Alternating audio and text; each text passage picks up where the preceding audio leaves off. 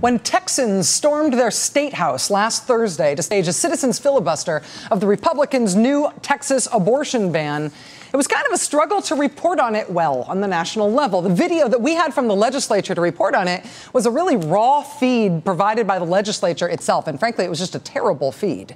Even on Sunday, when the abortion ban sponsor started going off about rape being no problem because a rape kit can clean her out, even with that amazingness on tape, still, the tape itself was terrible. And it is hard to make a state story into a national story unless you have a good visual way to tell it. And with this Texas story, that was not the case. Until the Texas Tribune. All hail the Texas Tribune. We were covering the story for days, but with difficulty, until the Texas Tribune set up a crystal clear live stream of the proceedings in the Texas legislature, gavel to gavel, come what may. And by now, most people who would be concerned if 80% of Texas abortion clinics were closed or if abortion were banned after 20 weeks in Texas, most of those people anywhere in the country now are now aware of the action and the news and the drama that the Texas Tribune helped to show the world with that camera and their reporting. Senate Democrat Wendy Davis announced she was going to filibuster the Republican abortion ban. According to the rules, that meant she would alone have to talk only about the abortion bill, by herself, without stopping, without sitting, without leaving even for a second, without a bathroom break, without eating, without drinking, without leaning on anything or leaning on anyone, without violating any of the arcane rules of the Texas State Senate. And she set out to do it for 13 hours. She did it for hours and hours and hours, live streaming on the video feed of the Texas Tribune. Wendy Davis, alone. Sort of. There were thousands of supporters streaming into the Capitol all day long in Texas. They filled the Senate gallery and the rotunda. There were long lines to get in to see her at work. And for the first several hours, starting at 11 a.m., things went pretty smoothly. Until about 5:30 p.m. in Austin. About halfway through her 13-hour planned filibuster, Senator Wendy Davis was challenged by one of her Republican Senate colleagues. Raising a point of order, he accused her of going off topic. The anti-abortion crusading Republican lieutenant governor who was presiding over the chamber at that time agreed with the Republican senator, and Wendy Davis had strike one against her. An hour later, they did it again. When a fellow Democrat asked for some of Wendy Davis's testimony to be repeated, Senator Davis took the opportunity to put on a back brace to help her keep standing for all those hours. A colleague gave her a hand fastening the back brace, and boom, Republicans objected to that, inappropriately touching the filibustering senator. So that was strike two. She could only have three of these things go against her before it kills her filibuster. She already had 2 strikes of the 3 she is allotted, with 5 more hours still to go. So there's basically zero margin for error under the microscope of a room full of adversaries looking for errors. Everybody was watching. Everybody was watching. Even the President of the United States was watching, according to Twitter. And then at about 10 p.m. in Austin, then there was strike 3. Senator Campbell, your point of order is well taken and is sustained. A Republican senator jumped out of her seat to accuse Wendy Davis of again going off topic when she talked about the financial effects of a previous anti-abortion bill in Texas. Cue the freak out in response in the gallery and the rotunda and all over the internet. There's spectators in the gallery shouting, "Shame on you, let her speak." They know this is strike 3, right? They know this could stop the whole thing. From the rotunda, people start yelling, "Wendy, Wendy," all heard loud and clear in the Senate chamber. But it was 3 strikes against her, and Wendy Davis and the Democrats seemed like they were out on a technicality, 2 hours short of the time they needed to run out in order to kill the bill. Except, how do you defeat a technicality? With another technicality. Parliamentary inquiries. Democrats started lining up and asking parliamentary questions of the presiding officer. One Democrat who had been absent from the Senate while she was planning her father's funeral, she asked basically, "Hey, what happened while I was gone?" Mr. President, parliamentary inquiry. Since I was not able to be here on the floor, since I was at my father's funeral, I ask that you please let me know what were the 3 motions or what were the 3 points of order so that I may understand. I was not here and I do not know. And I was not looking online because I was at my father's funeral. Would the chair please advise me? I was dealing with the fact that my father was just killed in a car crash. Could you please fill me in as to what happened? Meanwhile, the throngs of Democratic supporters remained riveted, staying very vocal as Democrats strung the proceedings out toward midnight. For 2 more hours, the Democrats successfully stalled with questions about procedure until 11:45 p.m. local time. At that point, they are 15 minutes away from the finish line, with everything on the line and tension running very high. And the same Democratic Senator, Letitia Van de Putte, who had been absent for her father's funeral, she rose to make what would be the final parliamentary inquiry. And with time winding down, this proved to be the game changer. Watch.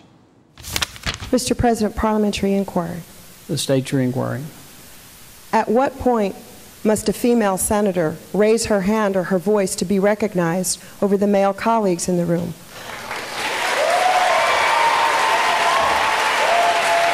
Hear the cheers start there. They did not stop. They did not stop. From that moment forward, it was sort of pandemonium. The gallery in a steady roar that did not stop, alternately cheering and clapping and chanting and making just auditory chaos. And the Republicans tried and failed to restore order for the next 14 minutes as the clock wound down toward the midnight deadline. In minutes, the session was going to be over and the anti-abortion bill would be blocked. But it was not over yet. The presiding Republican, amid this tide of noise and protest and energy, tried to just call a final vote on the passage of the bill anyway. The secretary will call the roll. Birdwell, Campbell, Corona, Davis,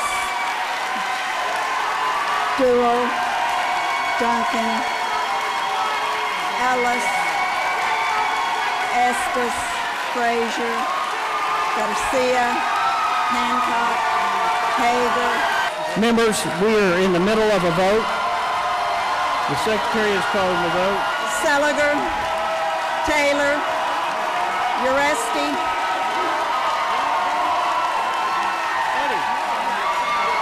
Van de Putte.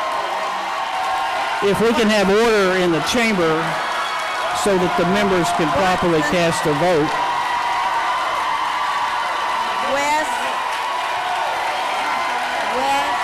I'm trying to do it. The cheering continued all the way to midnight and therefore into the new day and past the deadline. The cheering crowd and the Democrats had run out the clock, in the end, simply by bamboozling the Republicans. The special session was done. It was over. Now, Republicans who had held Wendy Davis to the individual pixels of the letters of the law about her filibuster, down to the point where they would not allow anybody to help her fasten her back brace. Those Republicans surely would not themselves break the rules by passing a bill into law after the deadline, after the official midnight end of the legislative session. Would they do that?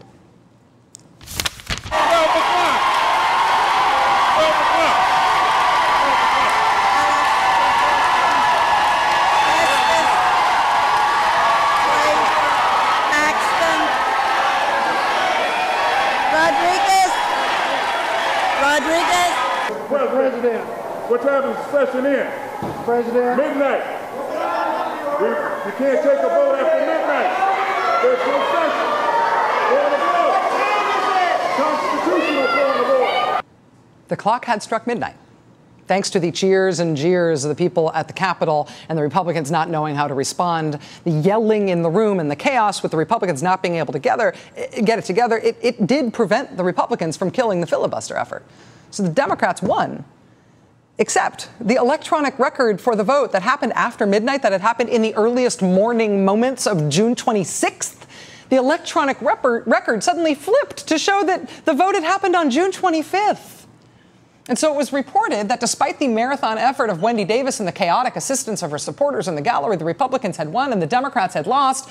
But that was not true. And not only was that not true, not only had Wendy Davis won, but everybody had seen it, either in person or somewhere on an electronic device elsewhere in America. Thank you, Texas Tribune. And so the record was corrected. And at 3 o'clock in the morning, the lieutenant governor of the state of Texas, who had resisted Wendy Davis all of those hours, closed this chapter of Texas political history. Members, regrettably, the constitutional time for the first called session of the 83rd legislature has expired. Senate Bill 5 cannot be signed in the presence of the Senate at this time and therefore cannot be enrolled.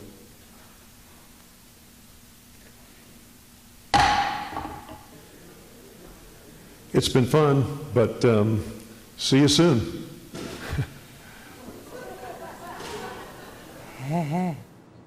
16 hours after it began, the Democrats' filibuster worked.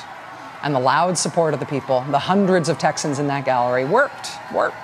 Republicans set out to use the special rules of the special Senate session to try and pass this abortion ban. And Democrats responded with rules, too, and the Democrats won. And Wendy Davis is a household name now.